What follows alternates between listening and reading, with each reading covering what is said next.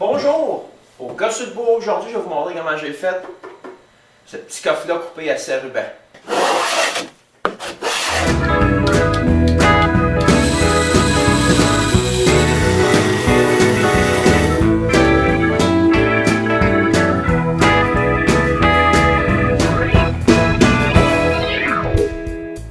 L'an dernier, j'ai fabriqué un coffre à bijoux en acajou pour ma fille.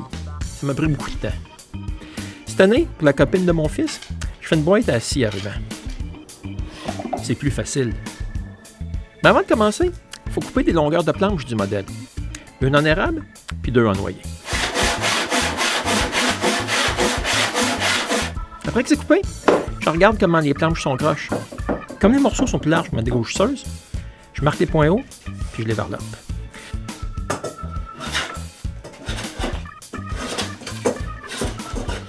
Je vérifie aussi avec une règle pour voir si c'est droit. Je marque les points hauts, puis je les varlope aussi. Quand la planche est assez droite, je fais la même chose pour le morceau d'érable. Ensuite, je les passe dans la raboteuse, ces deux côtés, pour avoir les deux faces droites. Après ça, je les sable pour qu'ils soient lisses. Sur la planche à noyer, je mets un côté droit sur la dégausseuse. Comme ça, j'ai un côté droit que je peux passer sur mon chariot de coupe pour couper le morceau de noyer en deux. C'est maintenant le temps de coller les morceaux ensemble. Je mets de la colle ces deux morceaux de noyer, puis je l'étends avec un rouleau à encre. J'en mets ces deux faces du morceau d'érable, puis je mets 3 morceaux ensemble. Ensuite, je mets des serres partout autour des morceaux. À la fin, j'ai 6 serres ces morceaux de bois. Moi, je pense que j'ai été un peu trop généreux avec la colle. Quand elle sèche, je prends ma varlope, puis j'enlève la colle sur un côté.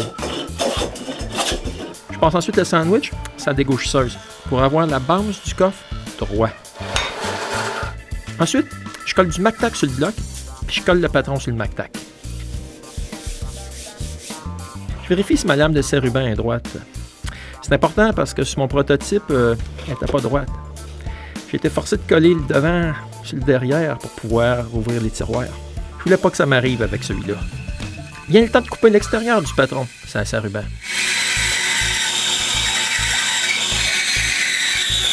Une opération assez longue, pareil. Après que le contour est coupé, je coupe une petite tranche sur le fond du coffre. Pour qu'elle soit droite et lisse, je la sable égale sur la sableuse à tambour. Le reste, c'est trop épais pour passer sur la sableuse à tambour. Je la passe à la dégausseuse, puis je la sable après. C'est maintenant le temps de découper les 3 tiroirs à l'intérieur du bloc.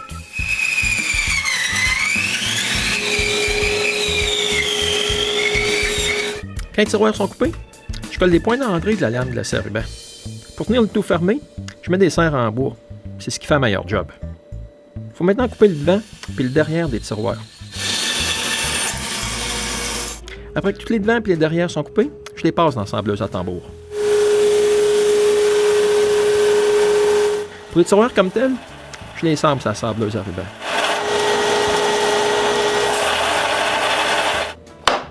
Quand les bouts des tiroirs sont sablés, je les mets dans leur trou, puis je marque l'intérieur des tiroirs.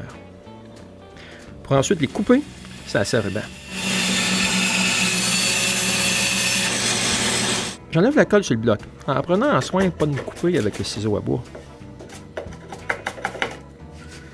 Ensuite, je change l'intérieur du bloc puis des tiroirs.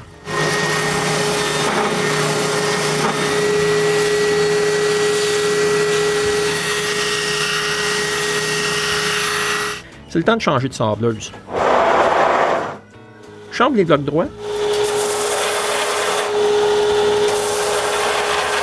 Je mets de la colle pour coller le derrière du coffre. Je tends la colle avec un pinceau, puis je colle le derrière. Pour tenir le derrière du coffre, je mets des serres quick grip. Avec toutes ces serres, le coffre il a de l'air de ça. Il faut juste le laisser sécher. Les 3 tiroirs, eux, je les ai serrés sur l'établi. Comme ça, c'est plus facile pour ne pas désaligner les 2 bouts. Maintenant que la colle est sèche, c'est le temps de sabler l'extérieur du coffre. Évidemment, Fallait que ma sableuse cheap brise, hein? Une chance que ma sableuse à main avait brisé cet été. Je m'en suis acheté une bonne cette fois-là. Je finis tout le sablage avec une sableuse à main. Pour les tiroirs, j'ai mis ma sableuse dans une serre. J'ai fini de sabler le reste comme ça. Après avoir sablé avec la sableuse à ruban, je passe une souris avec un grain de 220 pour enfin finir avec un sablage à la main.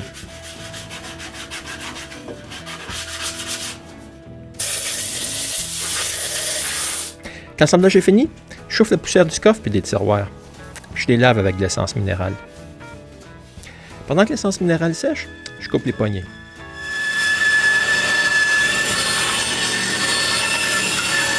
Puis je les sable. Les parties concaves, je les sable à la main. Les poignées sont enfin collées sur les tiroirs. Il ne reste plus qu'à attendre que la colle sèche.